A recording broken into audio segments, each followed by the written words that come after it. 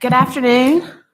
Welcome, everyone. We're glad to have you here. I'm Marcy Scoggins, Chair of the Mississippi Charter School Authorizer Board. This regular meeting of the MCSAB is being held today, Monday, September the 22nd, 2025, at 1 p.m. The notice of this meeting, which included the date, time, place, purpose, and identified virtual attendance available to the public, has been posted. Minutes of this meeting will be recorded. This meeting is being called to order at 1 p.m. on Monday, September the 22nd, 2025.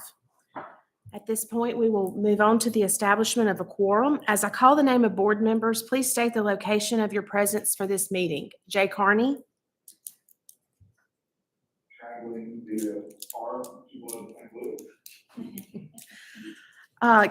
Carol Gary. Jackson. Candace Hunt. Mississippi. Aaron Meyer. Jackson, Mississippi. Ben Morgan. Laurel, Mississippi. Candace Robbins.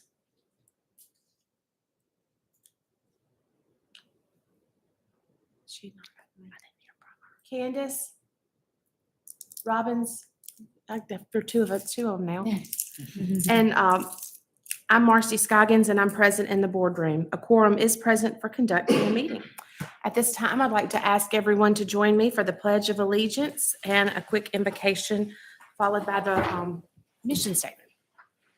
Attention, salute, pledge. I pledge allegiance to the flag of the United States of America and to the republic for which it stands, one nation, under God, indivisible, with liberty and justice for all. Father God, we just want to thank you for this day and another opportunity to love you more and serve you better. Thank you, Lord, for the willingness of this board to serve. And thank you for all of the children that we get to work for every day. I pray that you be with us during this board meeting and lead and guide our direction to your will. In your son's name we pray. Amen. Amen.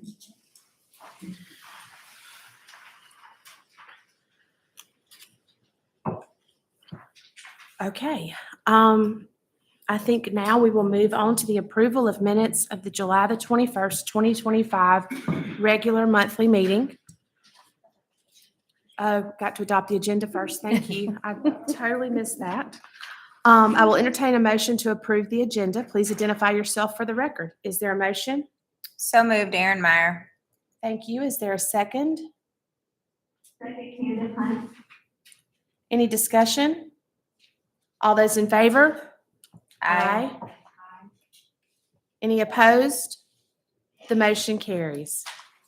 Now we can move on to the approval of the minutes of the July 21st, 2025 regular monthly meeting. Those were emailed to the board members. I will entertain a motion to approve the minutes. Please identify yourself for the record.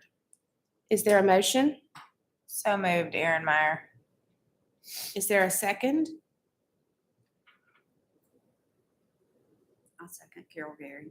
Second, Jay Carney. Thank you both. Any discussion? All those in favor? Aye. Any opposed? The motion carries. We also have to approve the minutes of the September 8th, 2025 special called meeting. I will entertain a motion to approve the minutes. Please identify yourself for the record. Is there a motion? So moved, Aaron Meyer. Is there a second?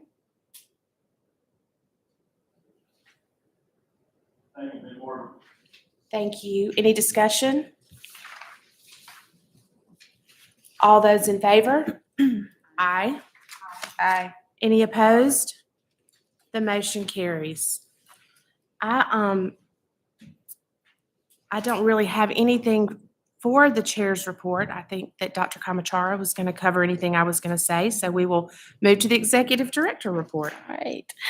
Thank you, Madam Chair. Thanks, guys, on the call. Appreciate everyone being here. Just want to say again, a special welcome to our new board members. We have two, one on the call, one in live, in real life here in the boardroom. And so we're grateful to have both of them. Candace Hunt, welcome again. And to those of you that did not have a chance to meet her, you can't see her, but she's with us today. And then Carol Gary, who is also here in the boardroom, opposite from before, but welcome officially to both of our new board members. We're grateful to have them and all of our board members who are willing to serve. I appreciate you guys more than you know. I also want to say, let me see who all's rolled in. I see Dr. Bass back there and Dr. Dixon as well. I want to welcome both of them. If you guys would just stand up and let me welcome you officially. So Dr. Bass in her new role as the Executive Director of Mississippi First, and then John Dixon, the new Director of the Charter Association in Mississippi. So most of you know that we have not had an official association for quite a while. We've had a little bit and then not so much and then a little bit more, maybe not again. So John is here and ready to work hard and work alongside the authorizer, as is Dr. Bass. We've all met together on multiple occasions. We'll have, again, an opportunity to meet tomorrow. And so we're looking forward to really working collaboratively on that, on everything that we do to improve the charter sector in the state of Mississippi. So thank you guys for being here, and thank you for your partnership. I really appreciate it. I think y'all know that. So thank you. Were you asking me? Okay. All right. Okay, so on to my report for this month. It'll be a little bit longer than normal because we did not meet it's been forever, it seems like, anyway, since we had an official board meeting back in July, I guess. Didn't meet in August. So I do want to call attention to the newsletters, especially for the new board members. This is a great way to celebrate the good things that are happening in all of our schools and to provide information and reminders. Just say a shout out to Bree Moore, who does those. She does a great job of highlighting the schools and celebrating all those good things that are happening. So thank you, Bree, for that. Also included in your board packet is a crosswalk. It's a crosswalk of the intervention ladder. I just want to flag that for you all because last meeting we had a couple of questions that were raised about the crosswalk or about the intervention ladder itself.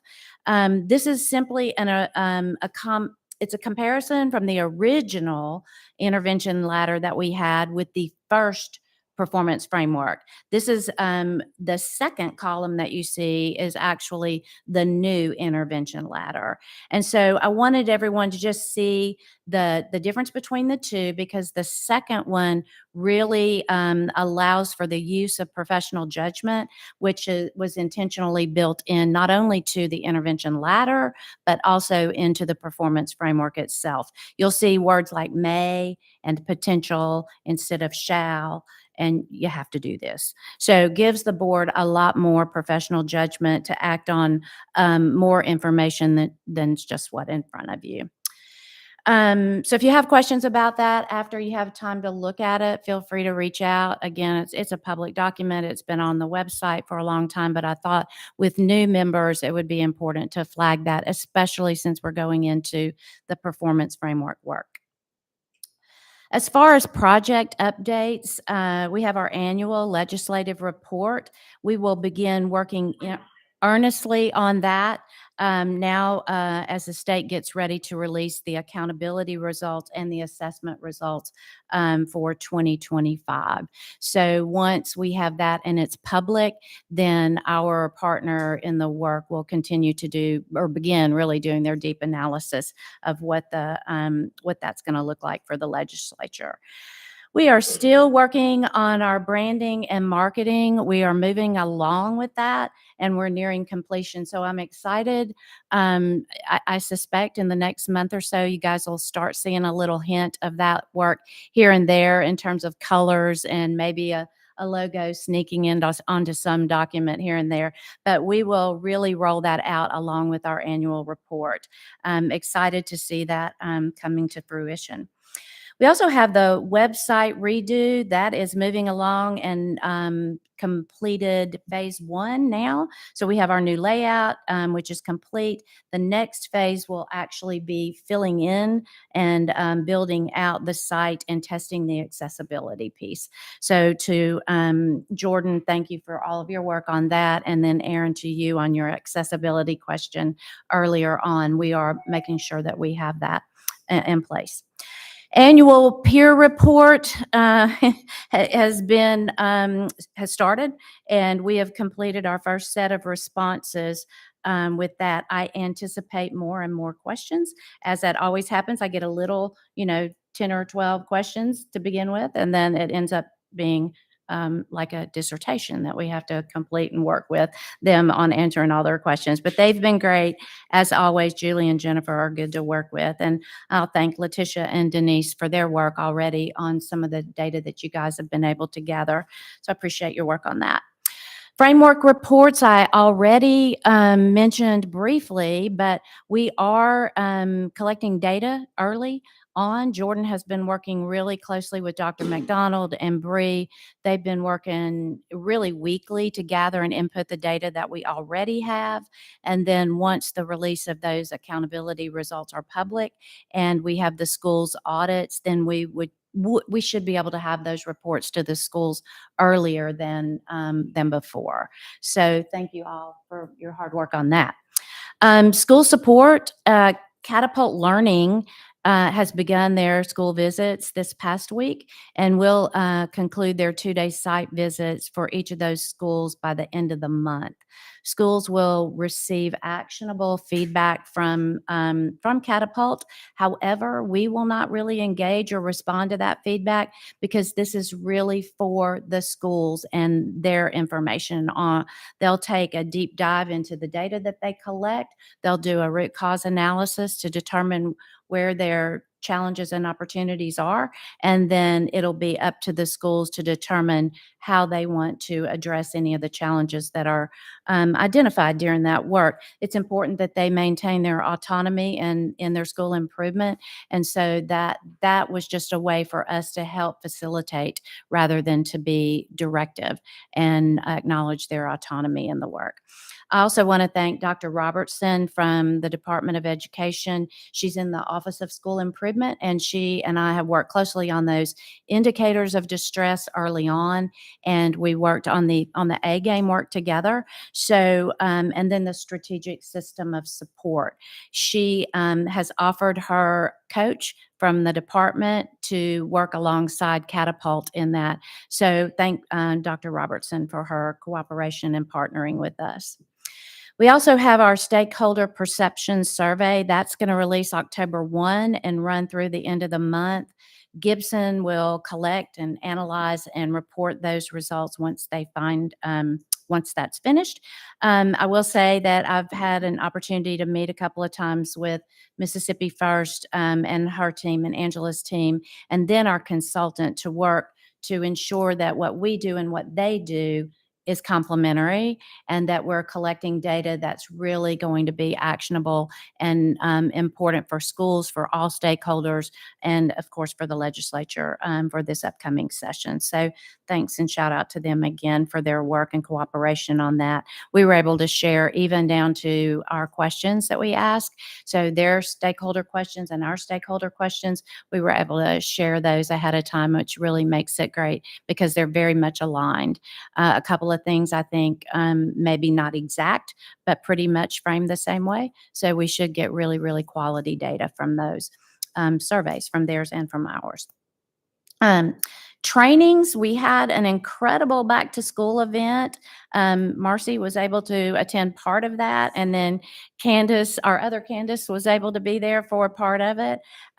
We had NACSA to come and present, and then we also had a partner of NACSA's, Nautry Jones. Our schools received as a giveaway, they received several different books, and we were proud to be able to share that with them as take homes that they can share with their staffs. One on finance, one on emotional poverty, and then the other one, I don't have a copy in here, but it was the one that Dr. Amy did. Right. So, on school, improvement in charter schools. So that was great. Dee, do you have anything you want to add to the back to school? Or are you? No, we had a dance party too. We did have a We dance did. party. We had a dance There's party. video evidence too, so we're ashamed, maybe embarrassed about that, some of the dances that we did, but we did have a good dance party. And then we had a great little opportunity to share afterwards, so that worked out really well. A lot of stakeholders were engaged in that, and I thank everybody for a great day. Dee, thank you for that and putting that together too. Just this past week, Ms. Johnson held a training on our new financial handbook with representatives from each one of our schools. I do want to point out that internal and external stakeholders and consultants have been engaged in the work in developing this handbook, and everyone has been provided an opportunity for input and feedback. And where is Letitia? Do you have anything you want to add to that, or? It was a very wonderful training. The school leaders came, the finance, and they didn't have a whole lot of input. You know, this was their first one, but Yeah. we're hopeful in the future that they will be more engaged. Yeah. We did a little bit more than the handbook. We shared a lot of beneficial information with them, but it was a wonderful first. Yes, it was. And thank you for putting that together. So yeah, we had great attendance to that. So and really we didn't get a lot of feedback other than a couple of comments about grant writing and things like that. So it was a good day. Staff continue to attend the NACSA third Thursday meetings and trainings, and that's just on a variety of different authorizing topics. And then just in general, I had an interview with Mississippi Free Press following the approval of Ambition's expansion, and that went great. Also, at the charter authorizer, there's a sole authorizer in Hawaii. We're going to ask, just by the way, if we can go and visit them because we think it might be really nice to get to know them in person, rather than Zoom. So just be on the lookout. No, really kidding about that, but it would be nice. That was Dee's idea. Anyway. It was, but really and truly, so they have one sole authorizer, and actually PJ is our contact over there. We have worked with him at various NACSA conferences and things like that, but they wanted to know more about our academic framework. So we met with them. We had a great conversation. They wanted to know more about how we assess our school's performance. They were really interested in the how we accommodate the uniqueness of our grade configurations and then the multiple measures that we use. And they were really, really interested in the weights. They have very unique schools. Their indigenous populations have very unique schools in the state or in Hawaii. And so they were interested, and we were excited to engage with them and give them some feedback. And then I met with my Shop Talk colleagues. That's every quarter. It's for new board members. So I meet with them. It's just a consortium, Louisiana, Alabama, Tennessee, and probably in the future, Georgia. I had just had a conversation with the Georgia Commission. They reached out to us about our new school application, and they were really, really interested in our stage 2 process and the requirements that we have built in for the invitation to the capacity interviews. So that was great. And I look forward to having more conversations with them. And then finally, last but not least, we received 3 letters of intent for this application cycle. And that could change if the board approves an extension to our deadline later on during this board agenda. So I'll pause there for any questions or comments. Any feedback from the board or questions? I have a few questions. Yes, sir. The proposed intervention letter that you mentioned, question. Are we acting on that? Oh, no, sir. That is just an information item. Yeah. What's the proposed component of that? Is that, adopting that? Ben, that has already been adopted, and I guess I should have put that note in there, but that was adopted when we adopted the framework. So back in 2020, I think that was 22 when we actually adopted it after a couple years of working on it and implemented it. So it is a board approved, board adopted document that is in our APA rules.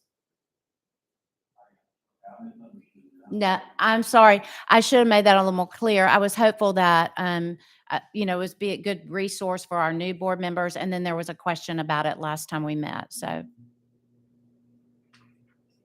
Second question for the financial handbook, sorry, is that finalized?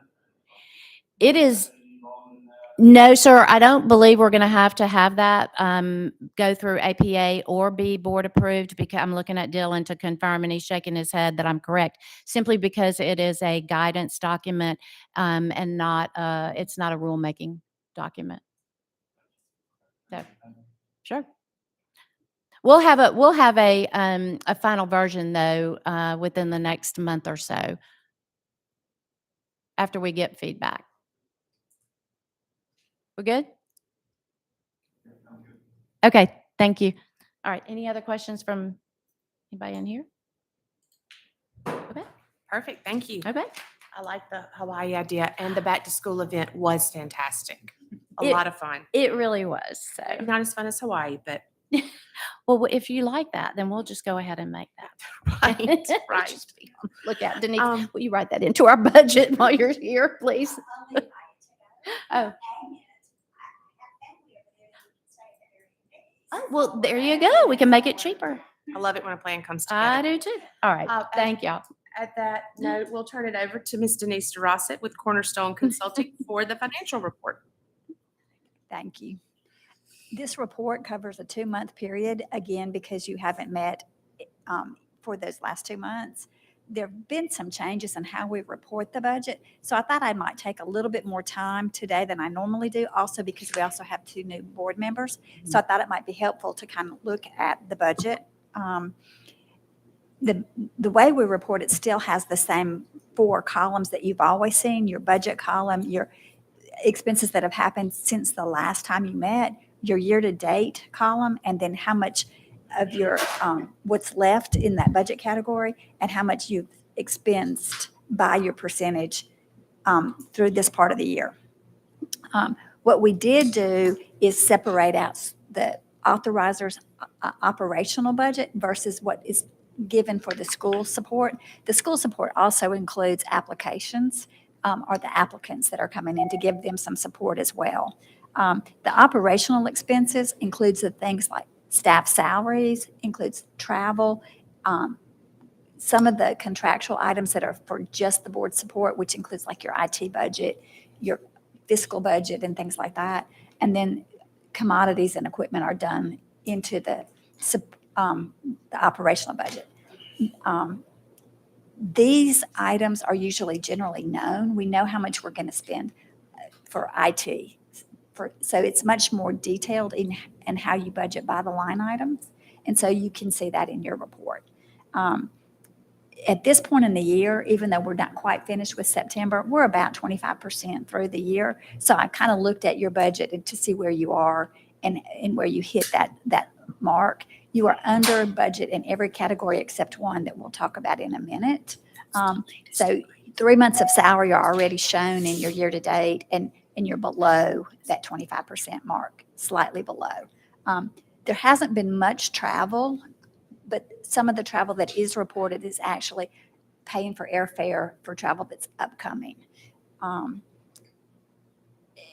added a column that just gives you some notations that you've not had in the past, so that you'll know, like if you look at what the training is, that just shows that it's a contractual expense for paying for memberships for NASICs or going to their conferences.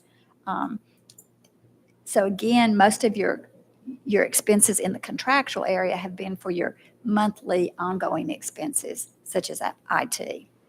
The only equipment that has been purchased so far is a scanner, and it's right at $500. I'm going to start adding that into a notation going forward, so you will know what was purchased in that current period. I'm going to talk about commodities in a minute. I'm just going to hold that for just a minute. The school support or application and school support part of the budget, we don't usually know what that's going to entail at the beginning of the year. So what we've done is we just really had two categories of expenses. We had a professional development expense, and then we did have the Epicenter contract because that was known going forward before we started the fiscal year. So we budgeted $12,000 for the Epicenter, which is what your schools use to report. And then the rest of it, we just put $300,000 into professional services. And so as you approve contracts, we'll start reducing that $300,000 to show where the contracts were that were approved. And you will see that in the packet that was submitted to you. Only 2 contracts were noted, but there's a piece of paper on the table that actually adds the third contract. So the budget has been reduced from the $300,000 to show that we have added the Catapult contract, the Gibson contract, and the back to school support that was conducted. So of that $300,000, $176,635 is still outstanding and available for school support in the current budget. I've also tried to put what those expenses were for in that blue notation column for you. Then I do want to just talk about the commodities just for a second, because commodities, which is your supply budget, looks like we've overspent because we're at 39% instead of right at 25%. But what we've realized is that isn't just necessarily operational support. A lot of expense was done for the back to school, for the books, for Things like this, the yes. food, which is considered a commodity. So I think going forward, I'd like to just have 2 lines under commodities, one that says normal operational expense and then support to schools. But I didn't have that in time to realize, to get it for you. But that's what I would like to do for you going forward. And I think that's the report, unless y'all have any questions. Thank you so much, ma'am. We Okay. appreciate it. I have one question. I'm so sorry, yes. This is being new. Where does our money come from? Oh. Where does the money come from for the authorized board? Do you want me to Great answer? question, please. It's a great question. Up until 2 years ago, the money came from the state legislature through a general fund, which is really tax dollars that come through like grocery store taxes and things like that. But in the last 2 years, you have been collecting, since you became an authorizer, a 3% from the schools based on their funding formula. And that money has just gone into what we call your special fund, and it has been put into that special fund.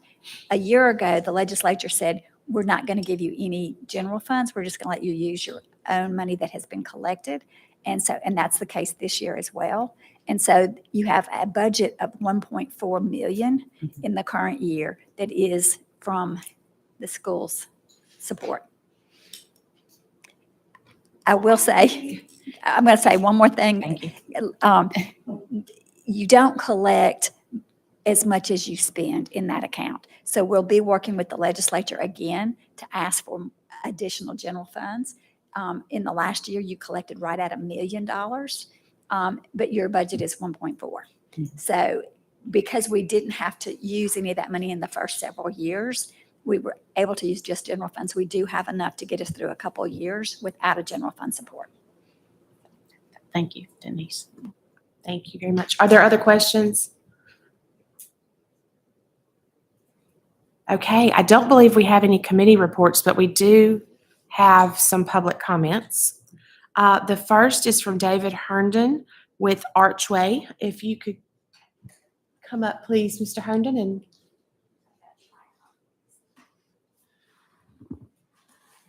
Thank you. Good afternoon, and thank you for allowing me to speak. I'm David Herndon with Archway Charter School. As you recall, Archway plans to bring an innovative hybrid model to families in the Mississippi Delta and beyond, and will begin enrolling students in the fall of 26. For the fall of 26, sorry.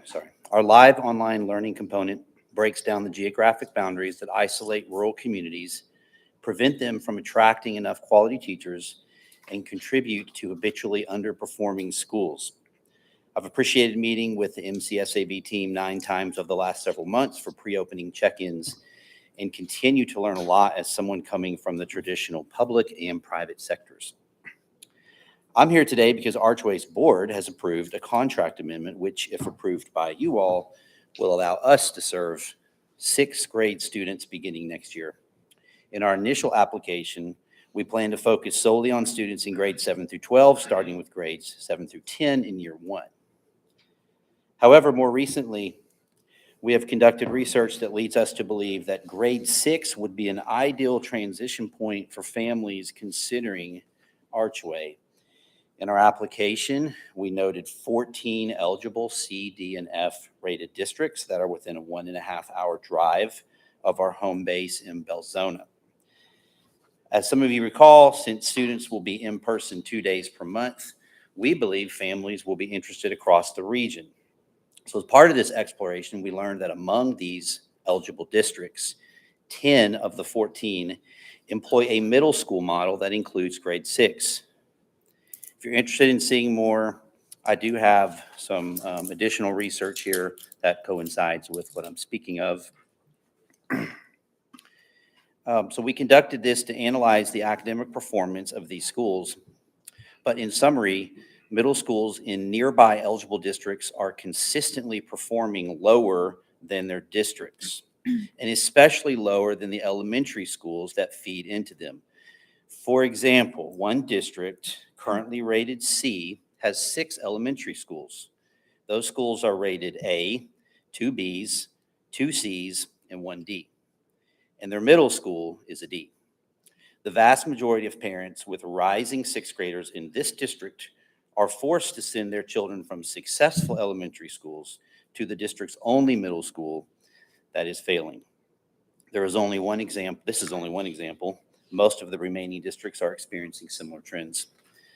The problem is not just academic in nature. We also conducted some research on the MDE reported number of out-of-school suspensions and incidents of violence within each school among these eligible districts. For the 23-24 school year, 7 of these 10 districts that employ the middle school model reported discipline data for all grades. Among these 7 schools, out-of-school suspensions increased 45% from elementary to middle school, and incidents of violence increased by 203% from elementary to middle schools. While the average parent is not likely to seek out these data, Archway is certain that these communities are well aware of the challenges facing the middle schools to which their children are zoned. But in most cases, they have no other option. This aligns with research showing that 6th grade families in particular want to avoid the bullying that can be so devastating to students entering the middle school years. A flexible model like Archway's offers a reprieve from the issues of bullying that can be persistent in traditional schools by giving students an opportunity to focus on their studies while learning from home and building relationships with their peers in a safe online environment and in person for culture building and learning together.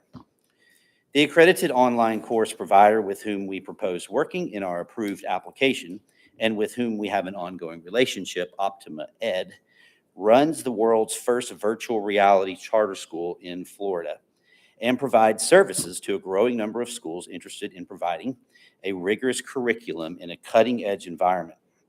They have found that families of 6th grade students seek out their offerings at higher rates than any other grade level. And when Archway explored the academic performance of 6th graders engaged in their courses, we found that in reading, the percentage of students at or above grade level increased by 8% in 24-25, and the percentage of students at risk decreased by 3%. In mathematics, the percentage of students at or above grade level increased by 23%, and the percentage of students at risk of failure decreased by 5%. So in summary, families of rising 6th graders residing in underperforming Mississippi school districts currently lack options outside of sending their children to middle schools that are, in many cases, the most underperforming schools in their districts. The charter sector exists to offer diverse learning opportunities to students and families across the state who are then free to make the best choice for them. Archway believes it can provide a crucial option at an important decision point for families in Mississippi and will have the capacity to do so with excellence. I ask that the board approve this request, which is really a small tweak today so that we can begin advertising this option to families with sixth grade students immediately. Thank you for your consideration. Thank you so much. I think our second public comment is for Tony Yarborough with Midtown. If you would like. Yeah, I'm sorry. Aaron, do you want to ask?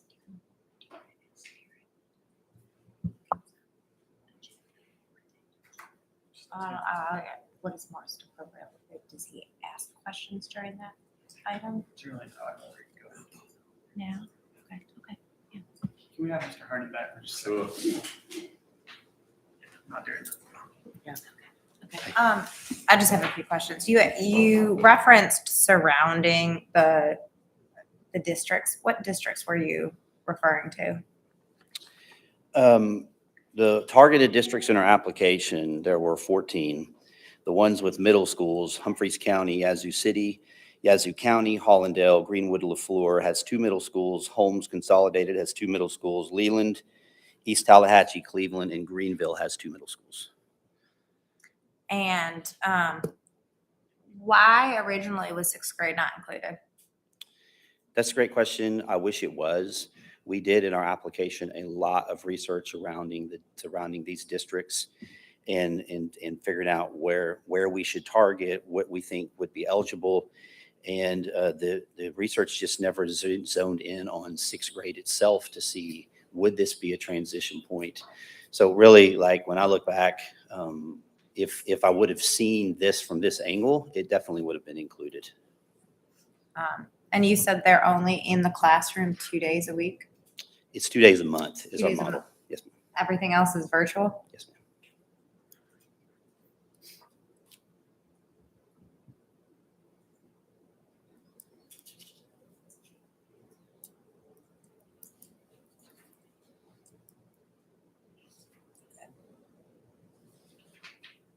Thank you. Those are my only questions. I think that's all unless, I have, I have a few questions as well. I'm gonna leave that now or wait. you can go ahead, please. Okay, first of all, thank you so much for being here today. I just have a couple of questions. You're talking about adequate grade. Have you secured funds? Do you have cash flow projections? Thank you for that question. We are in conversations with several different, couple banks. We're in conversations with some other folks who are interested in supporting Archway. At this point, we're still working on securing some of those in an official capacity, but I am 100% confident that that is going to happen and will happen. So yes, that's the answer to your question. Okay, when you said you've done research, have you, had parental surveys? Do you think you're pretty sure that probably parents would want their children there? Have you done an actual survey of parents? Yes, we included a parental survey as part of our application when we were creating the model in terms of the application process. And we got a good number of responses that is included in part of the application. We have not had a chance to circle back in terms of specifically a survey to say, do you want sixth grade? But I have had a conversation or 2 or 3 and other conversations from people who are kind of working with us or partnering with us. And there's definitely an awareness. I mentioned that in my comment. There's an awareness that this is a jump from 5th to 6th grade that every parent experiences. And from the people that I've spoken with who have students in elementary school, that was part of what prompted this amendment to happen, or those conversations. Well, part of my concern is as we go down younger, are these children, do they have parents who can be with them, who's going to, oversee them, and possible internet? Will they all have internet? If they don't, will that be funded? How do you go about that? Okay, well, just to be clear, we have no plans to go any lower than sixth grade. Our application said 7 through 12. Sixth grade is just the one grade that we plan to go down. And we don't think that there's that much of a difference between seventh and sixth. So by creating this, I don't foresee us trying to offer a mostly online education to elementary students. I think that may not be the best fit for what our model is. And so for us, it's just sixth grade. What was the second part to that question? Internet. We have done a lot of research on internet, and I've had conversations. The infrastructure in Mississippi is much stronger now than it was perhaps even 5 years ago. And that's in part due to funding that has increased the infrastructure in the area. I've had conversations with C Spire, and I've received one of their maps that shows their coverage that covers the entire Humphreys County with quality high-speed internet. There's a company locally that I've had conversations with. They are laying fiber all throughout in their area. So the internet access is in a much better place than I think many of us, even more so than I realized, to be honest. So I don't think that internet accessibility is going to be the issue with these families. And and we are prepared to be able to support some of these families in different ways, whether that's getting them connected with different providers, or whether that's being able to potentially even offset, if it comes to that, the cost of quality internet. So it's there. So we're working to see where can we potentially divert some funds if we have the need for folks who are not able to afford that internet. The thing is, there's a, I'm not sure if it's a grant, but there's a program that T-Mobile is putting out that is 10 million. I have it written down here. It's 10 million something. And it is, the parents go directly to T-Mobile and fill out an application. If you meet one of the criteria, which one of them is like free and reduced lunch, you're eligible to receive a free hotspot and up to, I think, 500 gigabytes of data. So we feel really confident that that's not going to be an issue for our families. And for those who it is an issue, we feel like we're ready to step in and support them. So follow up on that. Can I follow up on that question real quick before you go to yours? With the internet access piece, with those, in order for those students to attend, are they going, I guess they're going to be required to have the internet and a device, or will the school be providing that? The school will be providing the device, which will include the computer, the internet. We're going to allow our parents through the application process. This was actually written into our contract, and our application process is going to require them to tell us about their internet situation and perhaps even conduct a speed test and report that to us. And when we are identifying parents who are interested in the model, whose internet situation may not be adequate for what we're doing, that's where we're going to step in. And this is why we're gathering up these tools. The conversations we've had are not just data receiving from these internet providers, but also working on ways that we can offset that cost. And we do believe that in our budget, we're going to be able to do that for parents who can identify an actual need.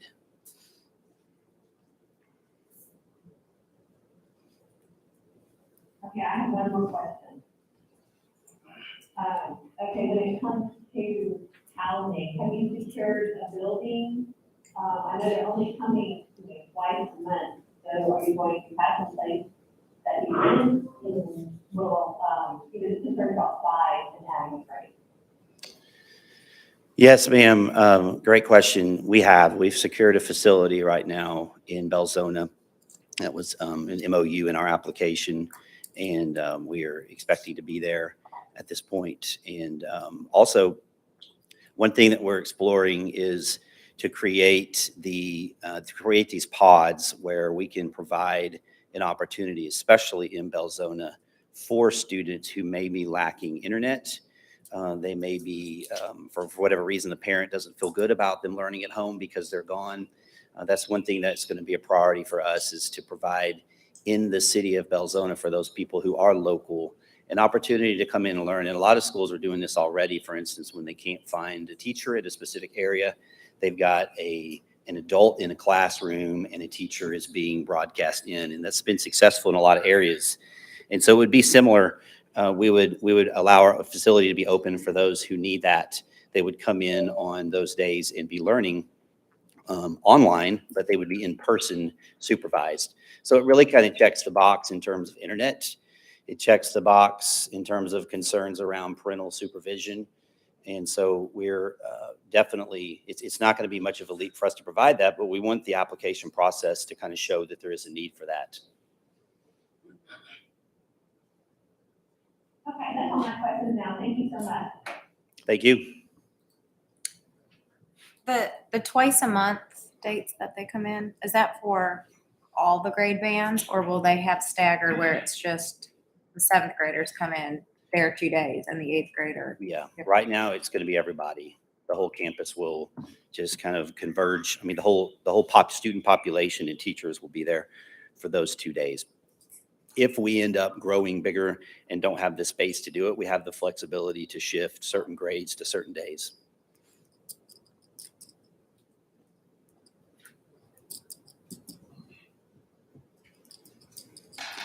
And for those of you here, I do have these tables that show. I wasn't just making this stuff up. If y'all want to see it, I don't know if that's, can we distribute that or not? Okay. I had a question too, if I could, you know, hear me? Yes. Yes. Yeah. I got cut off. I guess, first thing I heard is, one of the last comments I heard about, the anecdotal experience. These mobile hotspots have really come a long way in the last year. I've been using one recently, kind of a remote area that I've been wrong way. That's a good thing. I hope the technology continues to improve everybody. The question I had was, I heard the number of 14 districts that were used in the original analysis application. I think you said a number of how many of those districts have a middle school model that includes sixth grade, but I didn't hear that number totally. Can you repeat that or tell me how many of those districts have that sixth grade middle school model that you're trying to accommodate? Yes, sir. It's 10 districts, which turns out to be 13 schools because 3 of those districts have 2 middle schools. And there were only 14 districts. So if you were here, I passed out the sheet of paper and it said the other districts that don't use the middle school, they're all doing this 7 through 12 concept. And those schools actually are performing as a whole equal to their district. And one of them is outperforming the district. And, in part, that's because of the accountability model. I know enough about the accountability model to know that high school, it's a little bit easier to perform because you don't have as many tested areas as middle school. But at the same time, it really shows that these districts, what they're doing in the 7 through 12 model is they're keeping their sixth graders in a smaller setting. And in these other districts that don't, you're having to make that jump from 5th grade to these massive middle schools. I was the principal of a middle school. I know what it's like. You got 6th graders coming in and they're lost. They're used to being in a controlled, more of a nurturing environment. And then they go into this bigger school. Perhaps the entire district is in that one school. They've got bigger classes. They're having to move every single period. And so we've seen, you look at it, and I think the data clearly show that 6th graders are more successful when they're in a smaller environment. I know a lot of the districts around here are starting to move away from dumping 6th graders into those giant schools. Did I answer your question? Yes, it is. So if I understand that, 13 6th grade classes of additional prospective students in your target area. That's right. Yes, sir. Thank you.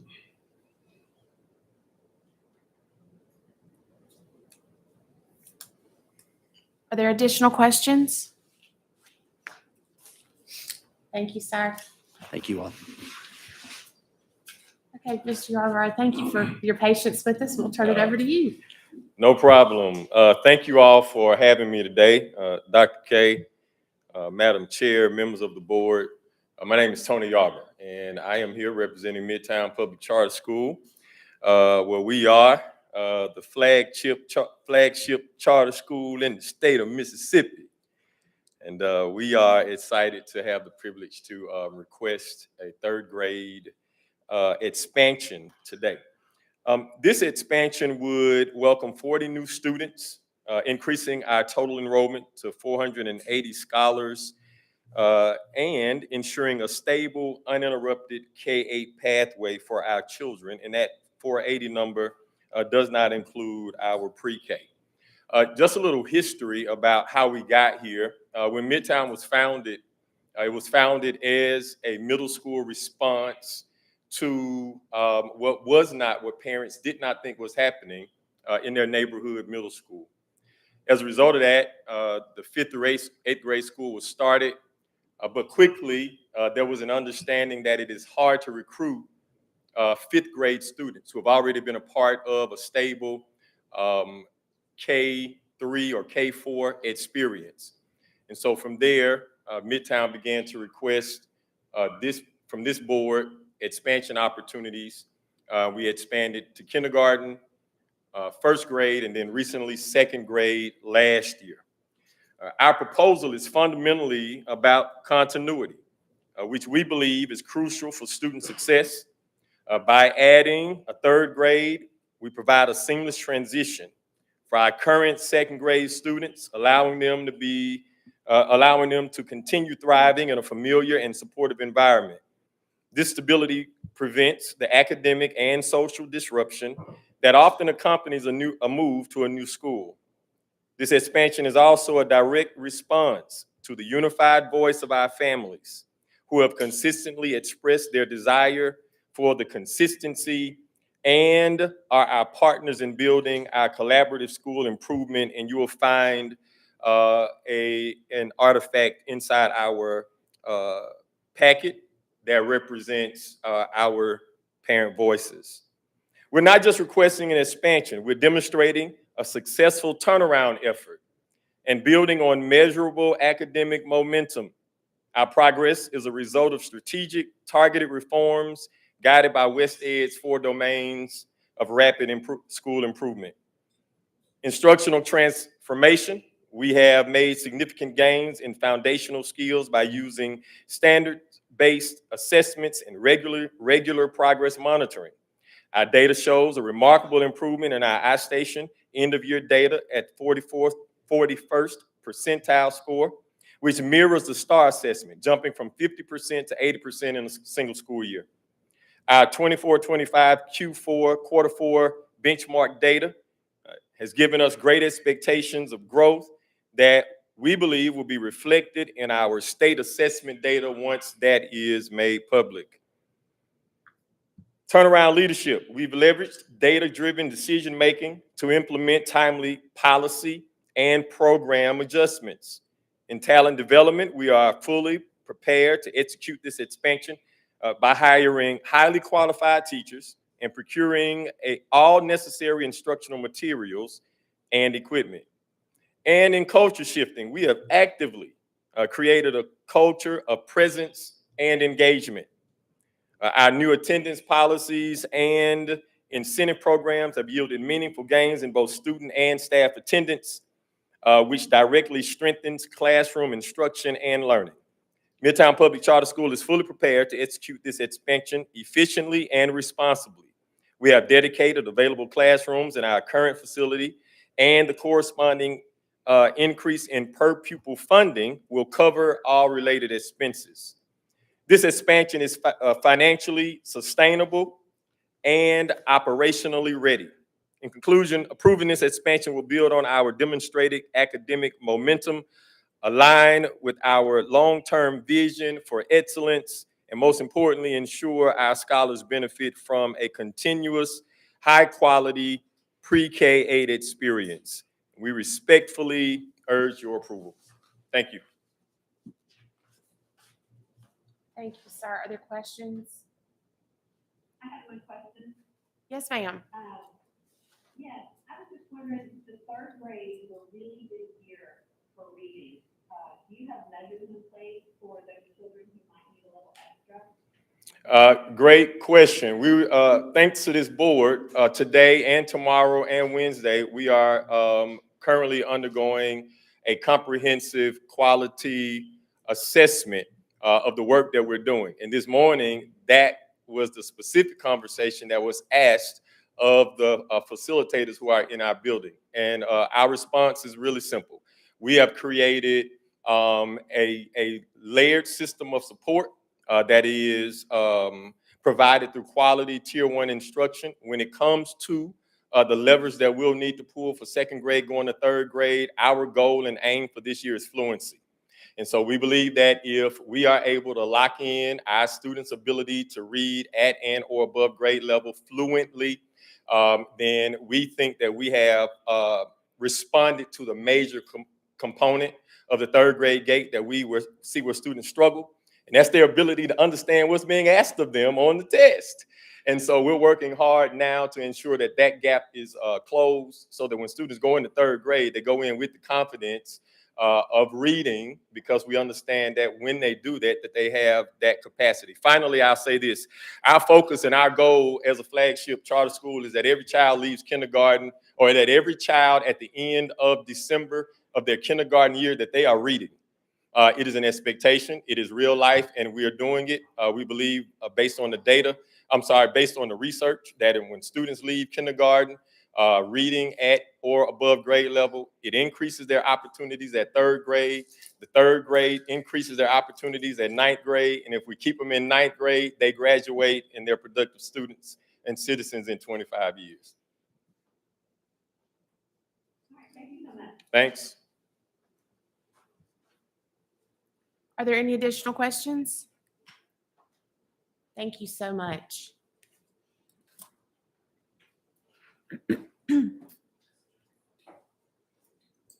Okay, discussion items. I think we're moving on to consideration for discussion items. Let's see. I think we have. I don't think we have anything on the agenda, so we can move on to our new business. Our first item of business is to consider approval of the board meeting calendar for 2026. The first thing, which is hard to believe, the first thing I guess we should do is entertain a motion to approve the calendar. Is there a motion? I just note the March date is Spring break. during spring break. So I don't know if anyone would be interested in moving that back a week to the, or forward, like to the 16th. And then I didn't know if September whether you wanted to meet before or after accountability results come out. I think if we can change that to after the accountability results come out, we're gonna do that. I was gonna say, we don't have the state board hasn't set their 26, 27 agenda yet, their calendar, but looking ahead, it would likely be the 24th.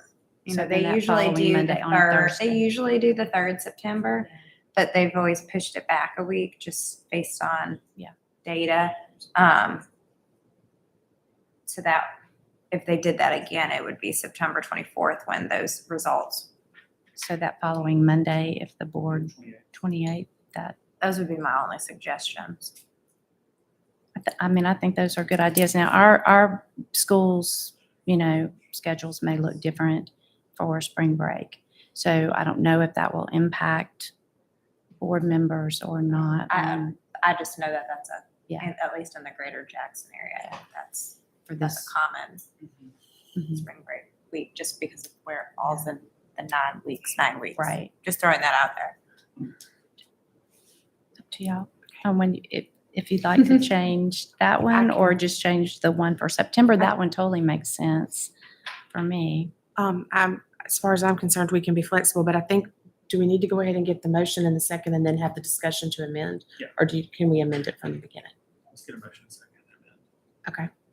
So at this point, I will entertain a motion to approve the calendar as it was sent in the board packet last week. Is there a motion?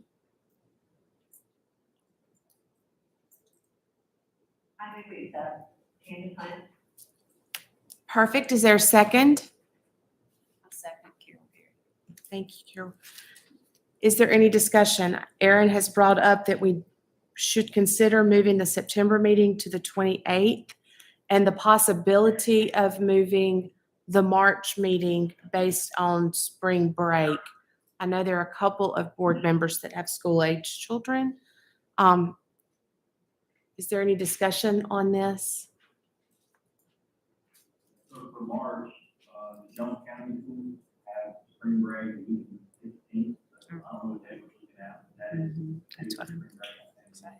A week after.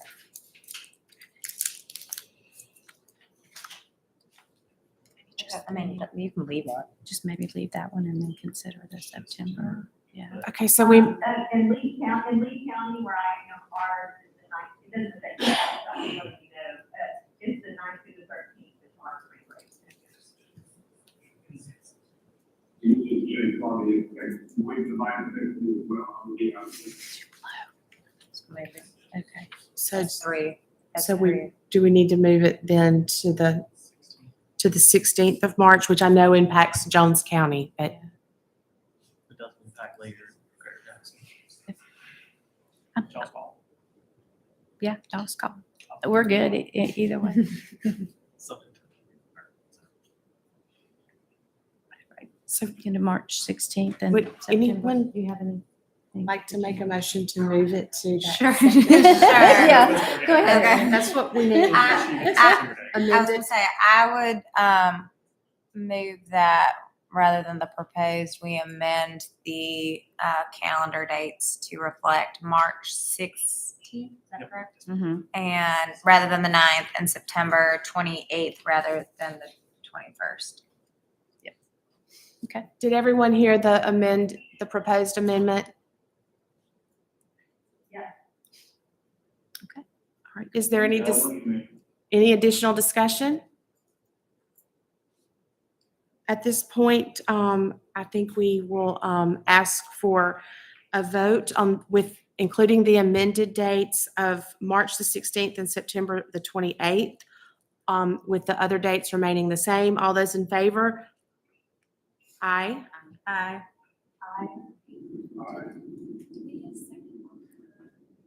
Oh, do we need to amend?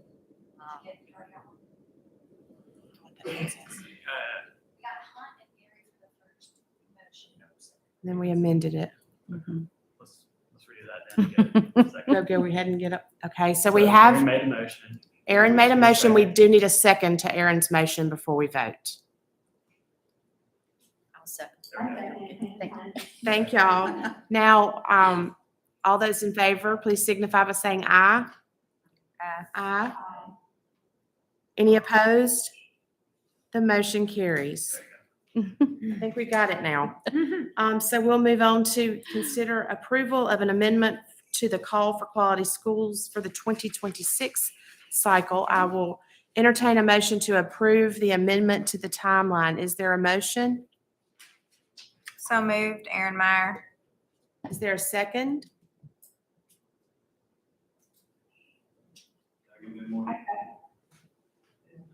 Thank you. I am going to see if there's, I know, open this up for discussion, and I bet Dr. Kamachara would like to say a word maybe. She's looking at me like No, I maybe. mean, I'm fine. Just the rationale for this, I had a request from actually from Embark.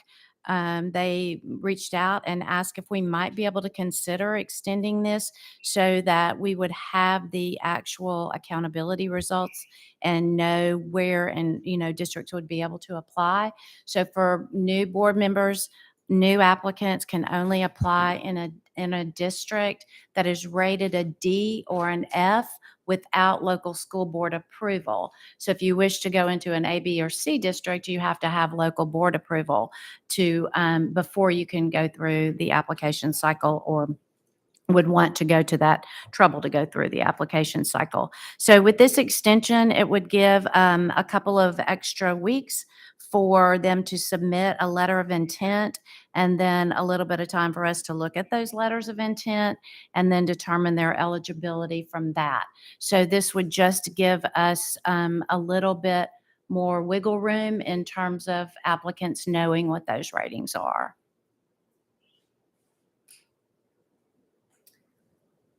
And this goes out for APA or no? Did you- Yeah, we Yes, have to do the okay. immediate, the emergency. Yeah, the It'll be and An a immediate temporary, rule. temporary rule. Right, okay. we'll also do the regular one to adopt it as well, but, Yeah, you know, the good. 30-day. To Aaron's point, this will go out for APA because it is already in the APA. So, Any other questions or concerns?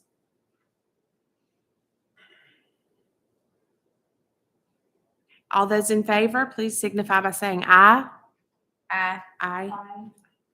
Any opposed? The motion carries. We will now consider approval for the call for Quality Schools timeline for the year 2027. I will entertain a motion to approve this timeline that was sent in the board packet. Is there a motion? So moved. Is there a second? Thank you. Is there any discussion?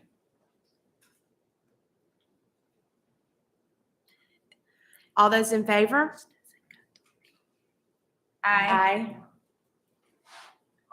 Any opposed? The motion carries. Now we will consider approval of an amendment to the contract with Labaki. I will entertain a motion to approve this amendment. Is there a motion?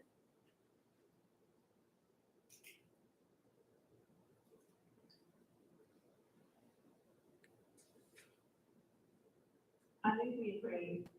Anderson? Thank you. Is there a second?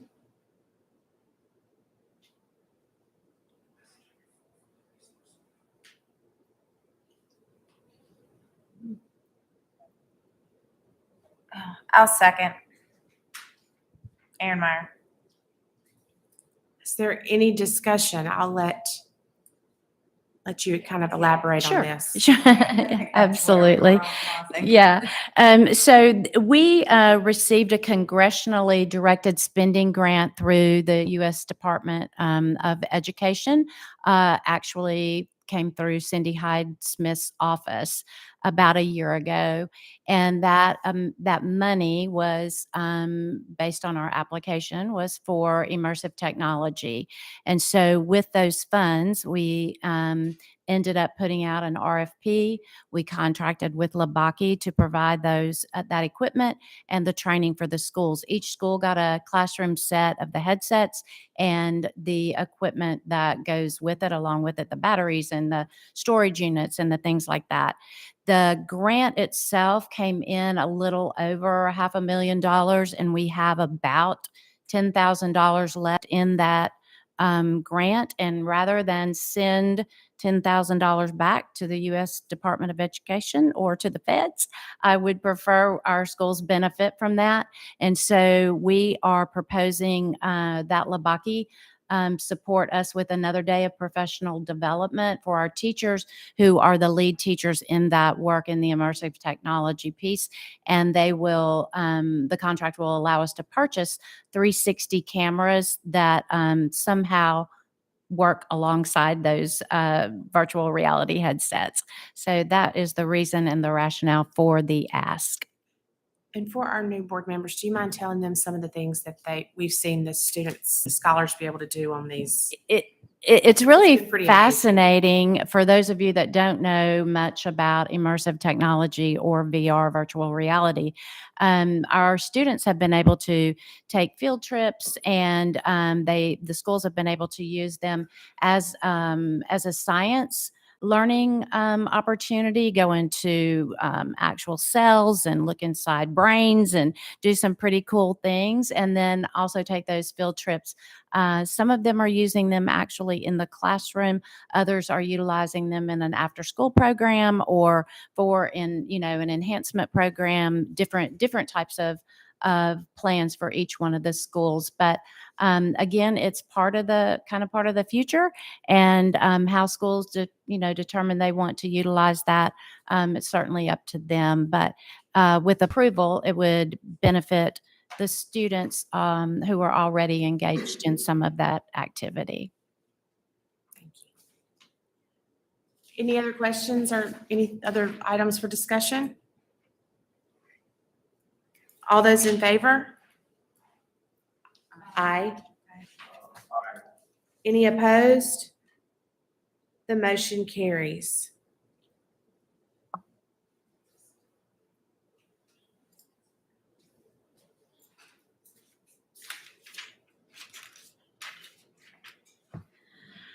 Our next item of business is to consider approval of a contract amendment request from Midtown. I will entertain a motion to approve the contract amendment to include the third grade. Is there a motion? I'm sorry, was that you, Ben?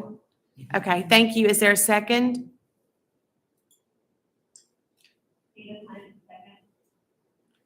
Thank you both. Is there any discussion? Just to follow up on this particular agenda item, I would 100% support and encourage the board to approve this ask from Midtown. This will close out their K-8 model, which originally their application was a K-8 model based on the Brooks School model that they applied for back in 2014, I believe. So in 2014, they were approved a K-8 model, and they have slowly and meticulously and intentionally built out their school model. And this would provide that continuity, actually pre-K through 8th grade, because they have a pre-K program through the state. So if the board would consider this amendment to their contract, that would be most appreciated by the school and by the staff. Any other discussion items or questions from the board? All those in favor? Aye. Aye. Any opposed? The motion carries.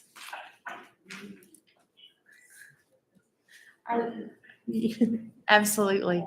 Thank you for being with us. Our next item is to consider the approval of a contract amendment request from Archway that we heard from them earlier. At this time, I will entertain a motion.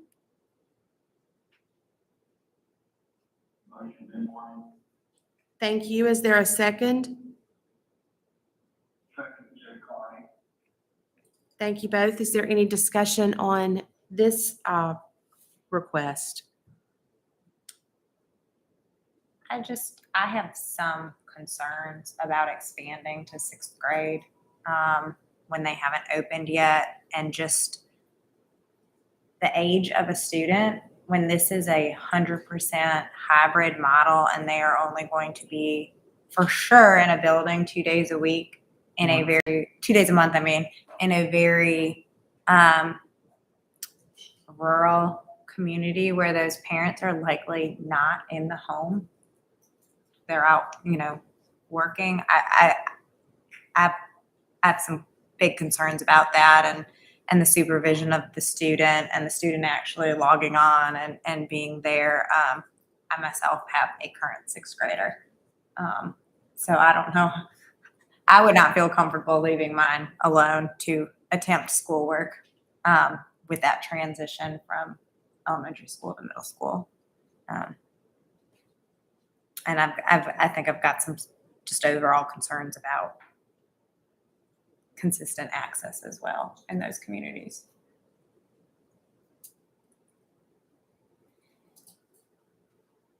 I want to say a few things about it. First, I think we're we're trying to give options and innovation. This is an interesting model. It may work, it may not, and time will certainly tell. My initial concern is what Aaron mentioned initially, which was why this was not brought up during the initial application. And so, but I can understand how, you know, as you get further into a project, you see more details now that we're going to potentially expand this. I see it a little differently in that, we have some flexibility on the front end because the school is not open. And so by granting this to them now, they have 13 sixth grade classes that they can potentially pull from. And of course, the parents can make that call, whether they do it or not, whether their kid is sufficiently able to do it or not, how they're going to monitor that. All those details remain to be seen, perhaps that's reserved to the family. But even by granting this, I think we give them flexibility, which, you know, I want to be problem solvers, not problem creators. And we give them flexibility, but they also still have these benchmarks that they have to meet starting in about 6 months of membership service in terms of enrollment. And frankly, may or may not be met. We still don't know. So certainly no guarantee that they be met, but and then, in my view, flexibility to attempt to make it in a bad model work. So with that being said, I do have some concerns, but I'm also don't want to stand in the way. So that's why I'm making the motion. Thank you so much. Yes, yeah. Ben, if I might add to that, and for the public and for the board in particular, this is one request by a school that I cannot support. Staff and I have reviewed this in detail. We have had conversations about this particular ask from the school. We do not have any evidence that right now to give us a level of confidence that they will be able to meet their enrollment targets. We don't have any evidence yet, even though they have been meeting consistently with our staff and with our external consultant for pre-opening. And we don't have any evidence that they have any funds. We do know that they're going to apply again for CSP funds. They were not awarded that sub-grant initially. We don't have any evidence at all other than they are working toward accessing dollars and reaching out for support through loans. We don't have any evidence of anything to speak of. This does not feel like the right time to me, as the executive director, educator, researcher, all the things that I've done, this does not feel like the right time for them to be asking for an amendment where we've had others that have, and they had the evidence to support their position. Do they have some research? Yes, but do they have any evidence from families that there is a significant interest from these particular local schools? No. And so if I were to make a recommendation to the board, I cannot support, nor will staff and I support this position. Certainly it's up to you as board members to determine your action, but that will just need to go on the record. And I appreciate your time in listening. Happy to answer any questions. Yeah, I do appreciate that, Lynn. I understand there's a lot of moving parts to this. I'm certainly fine at a higher level and not in detail of the day-to-day that part. I appreciate the differences in that. I'm just hesitant to make a judgment on what they're going to do in March when it's not quite March yet. I just see this as a chance to give them a chance to make it. They may not make it in March. Give them a chance. So that's my thought on it anyway. That's why I would motion. Thank you, Ben.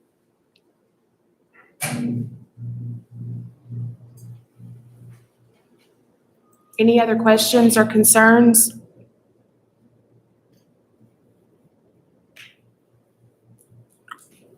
At this point, I'll ask for a vote on the motion to to approve the contract amendment request from Archway.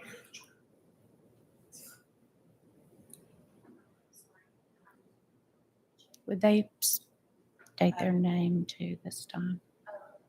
State their name. Jay, can you unmute yourself, please, sir?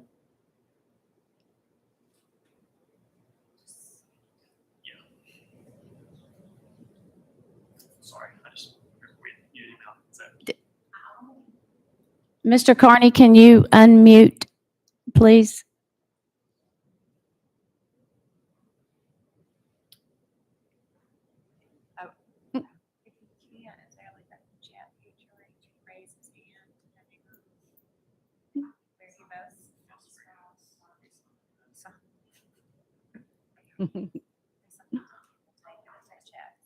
She's going to text him, so, yeah. Y'all give us just 1 second so we can be sure we have Mr. Carney here for the vote.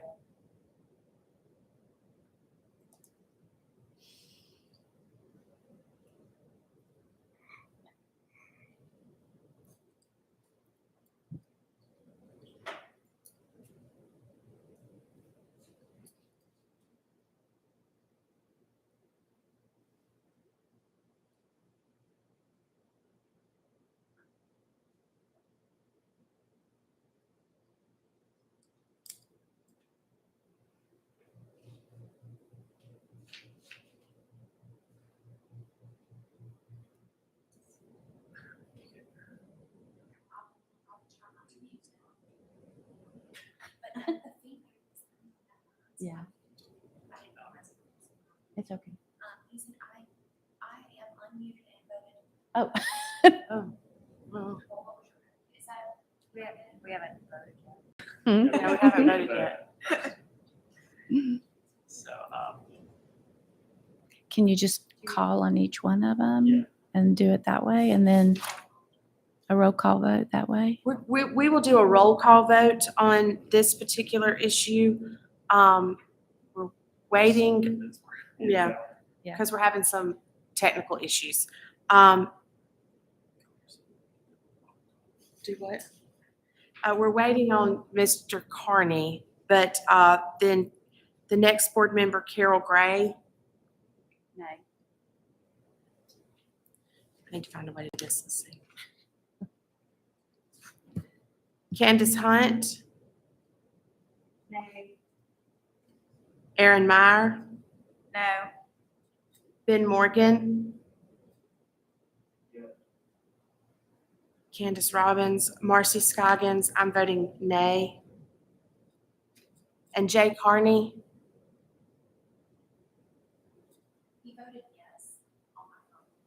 yes. he- Jay, can you speak for us, please? Or at least in the chat, give us a thumbs up or thumbs down.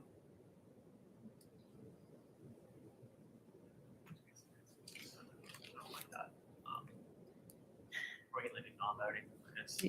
You it have, doesn't, yeah,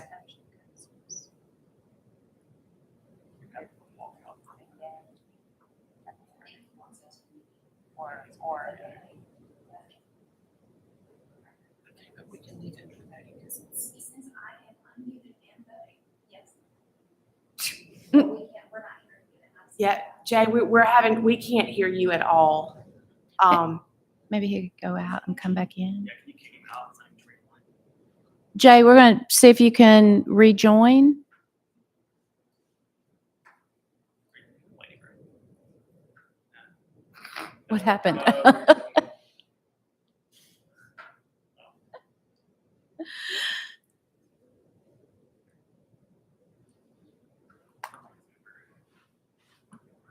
It's not always like this. Sometimes it is. Just the technology's not the best. So what happened? Yeah. We need to get his affirmative vote where they are. Mhm. See, There it is.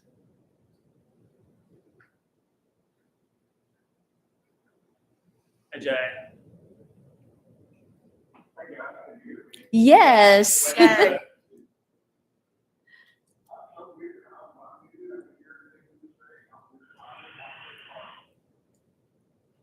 You say, Ask for his vote. ask, what is your vote, sir?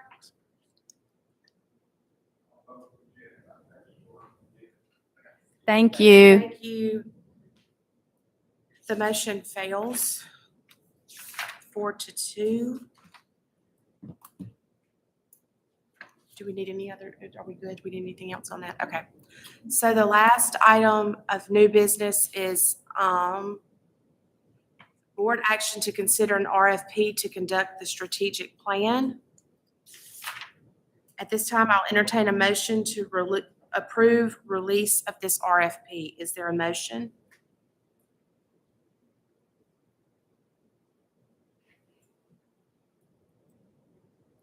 So moved, Aaron Meyer. Is there a second?